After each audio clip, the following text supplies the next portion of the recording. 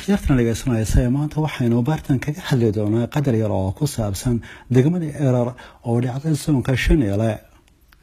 degmada Erar waxa ay dhacdaa bariga magaalada Tirdaba masaafo dhan 50 kiiloomitir waxayna badda ka sareysaa 3662 feet.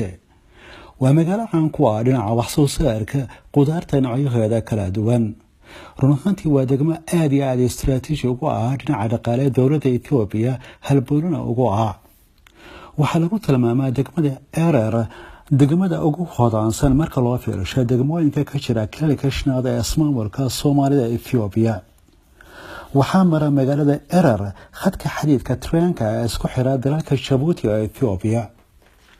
haddaba tan iyo waxay ka dambeeyay 1923 waxa ay dowladda Itoobiya u aqoonsatay in ay degmo buuxda noqoto degmada Erar Goota oo raastafari waqtiyadaasi wakiil uga ahaa Talyaaniga mustacmarada dalka Itoobiya joogay. waxaana loo yaqiinay degmada Erar Goota ilaa iyo 2015 kadibna arrimo siyaasadaysan Goota iyo Erar laba magaalo loo kala saaray oo kala raacsan laba degmo.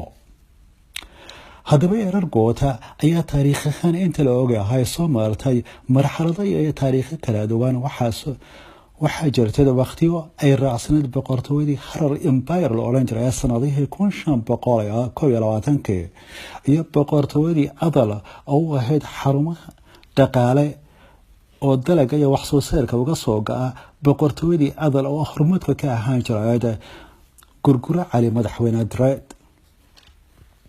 haddaba sanadu markay ahayd 1929 ayaa Talyaanigii barigahaas joogay dalka Itoobiya ku beereen 200 oo kun oo geed oo isugu jiray orange, tangerine iyo coffee iyo khudaarta noocyadeeda kala duwan.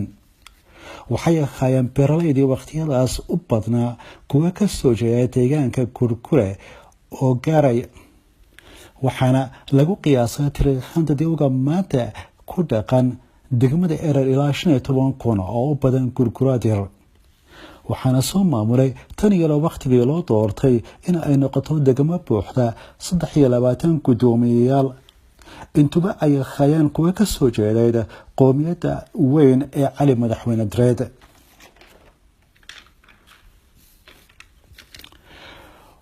waxaana lagu xasuustaa gudoomiyaashii soo maray degmada Erar maamulka Erar Tawfiiq Hadiba Sirdeetanaadka oo waqtiyadaas oo mangasti dalka uu maamulay jiray iyo Axmed Daahir, Jamaal Umar, Cabdillaahi Aadan, Cabdi Geedi, Muuse Aadan Cali, Cusmaan Abadiid intuba ay ka soo wada jeedeen qoomiyadda weyn ee gurgure cali madaxweyne Dreed.